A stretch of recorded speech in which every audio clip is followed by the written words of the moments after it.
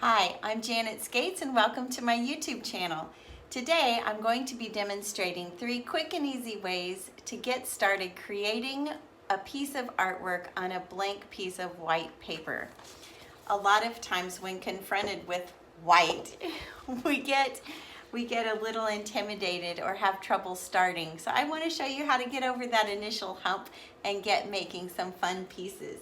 Many of you know that a lot of my artwork is created on paper, and so I'm excited to share this with you. I will be working today on Strathmore Series 400 mixed media paper. That's 184-pound paper, and it stands up really well to layers of paint and marks. All right, for method number 1, I've got my wet palette here, and I'm beginning with some gesso, some light magenta, nickel azo yellow, nickel azo gold, and some titanium white. Any color combination that you want to mix up just to get started. We're just laying in a background color. We're going to cover the entire piece of paper with this. So you just choose something. It doesn't matter at all, because you may see this in the end piece and you may not see any of it. That's the fun. But it lays down texture and a foundation for the piece we're going to create. So I'm just going to mix up. I've got this light magenta.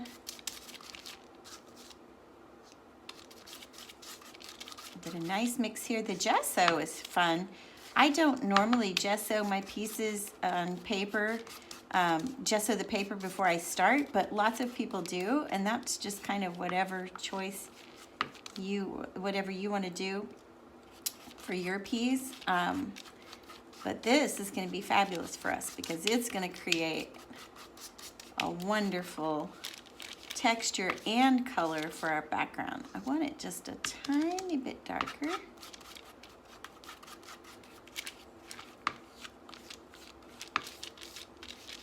Awesome. That looks yummy. So I've got a brush here. I'm just getting a little water on my brush.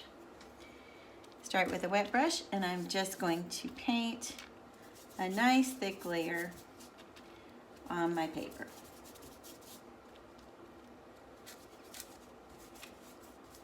And if you noticed, when I was mixing, I wasn't trying to get the color completely uniform and mixed.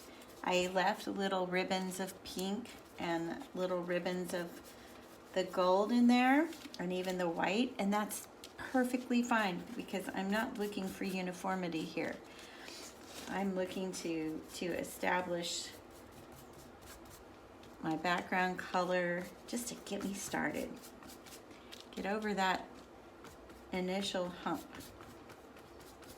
We know, in our minds that it's just paper. It's just paper, but still it can be intimidating starting on a white piece. So I'm layering this on thick, using up the rest of this color, getting it nice and thick, and that's creating some texture as well. Love it. And now when we come back to this piece later, I will have a fabulous background in place and ready to go. And there's some texture on this as well as a beautiful, beautiful color. Pinky flesh tone. All right. All right, we're back and ready for method number 2. So again, I have a blank sheet of Strathmore mixed media paper, and I'm going to start on this one with some mark making. So I have a Stabilo all pencil, one of my favorite tools. This is a water soluble pencil, and sometimes I leave the marks as they are, and sometimes I activate them with water on a brush and get that deeper inky black color. So today I'm going to begin by making some initial marks on my paper. These are just fun ways to begin, so have fun. You'll notice I hold my pencil at the end, not like a writing utensil, not like this, but I hold it at the end and really loosen up. If you have trouble doing that, try your non-dominant hand. If you have one. Some people are ambidextrous, but you can try your non-dominant hand as well and free up for some mark making. Then I'm going to take some of my Neo Color 2 crayons and add a little bit of color here with these. These are also water soluble. Love these. Sometimes I paint straight off the stick with a brush, and other times I color like I'm doing now.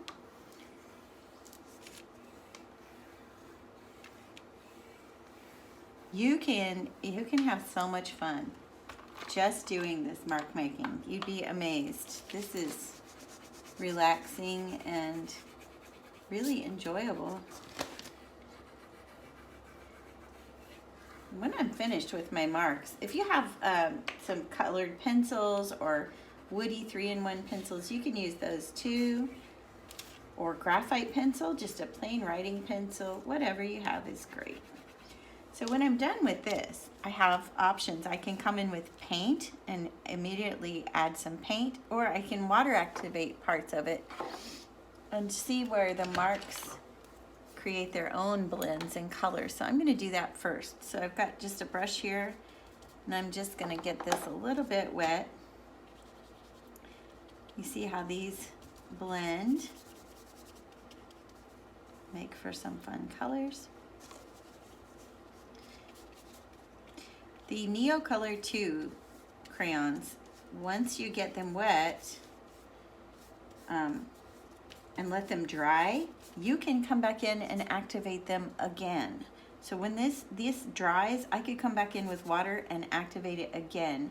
Whereas the Stabilo all pencil, once I've water activated it and it's dried, it will move a little bit, but it stays permanent a little more than the Neo Color crayons. But I'm not concerned with that at all at this point. That's just for your information. At this point, I'm just having fun and getting this paper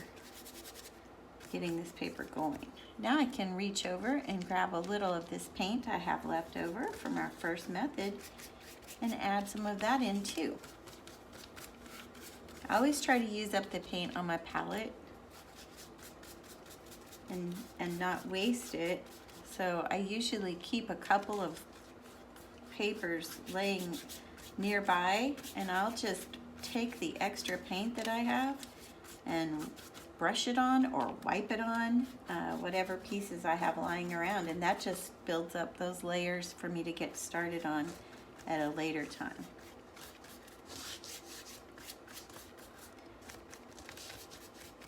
Look at the interest that we're already creating in this piece. We've had no deliberate color choices, nothing. We've just started playing, and already we've created some beautiful marks and textures here on this piece. And these may or may not be visible in the final piece, just like our last project piece. All right, let's move on to number 3. Back now with method number 3. So for this method, we're going to use some collage pieces to get started. I've got some regular gel mat here that I'm going to adhere the collage pieces, the paper pieces, to my same mixed media paper.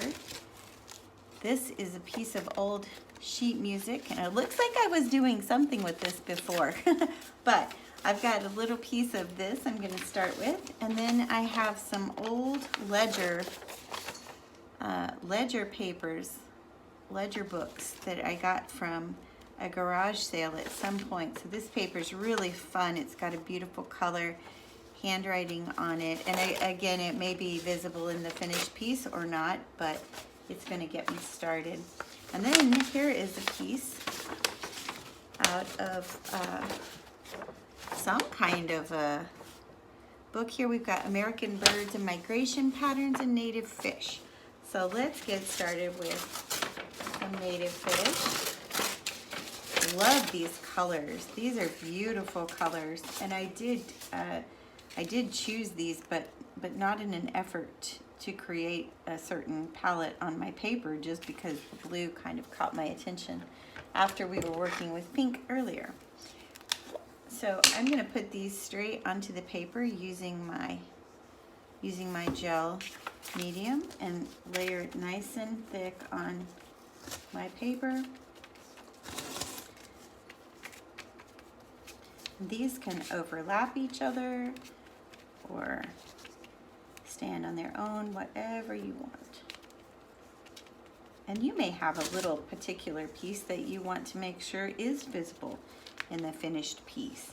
And that's certainly all right too. If you have a brayer, you can use a brayer to make sure that you smooth these out really nice and don't get any bubbles. My brayer's not handy right now, but I'll get it in a minute and do that. But you can smooth it out with your fingers as well. But if you have a brayer tool, that can just be handy.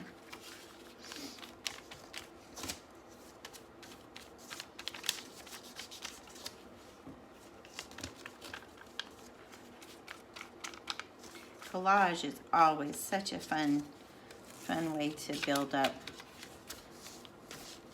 a base on a piece.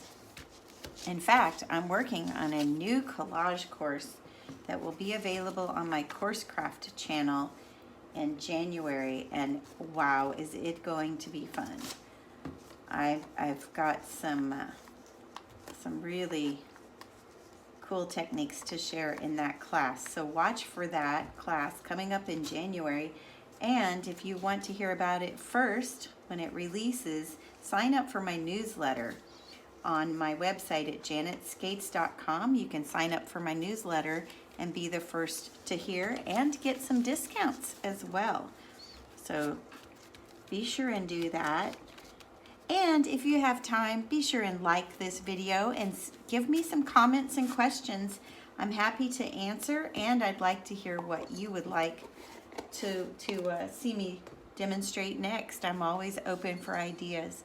So I've got this collage laid out here, and now I've got a little more paint left. So I am just going to mix up a little bit more and a little warmer and add some of that on here now.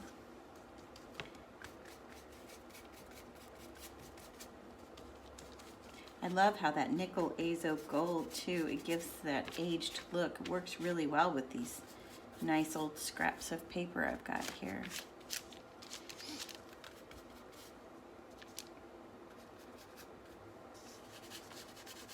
So you notice this is not, there's no particular way to do this. Just have fun, get some layers down, get some paint down. You could come in even now and add some marks to this on top of the collage. So the possibilities are just endless and they're fun. Now before I go, I want to share one bonus way to get started. And that's going to be a do-over.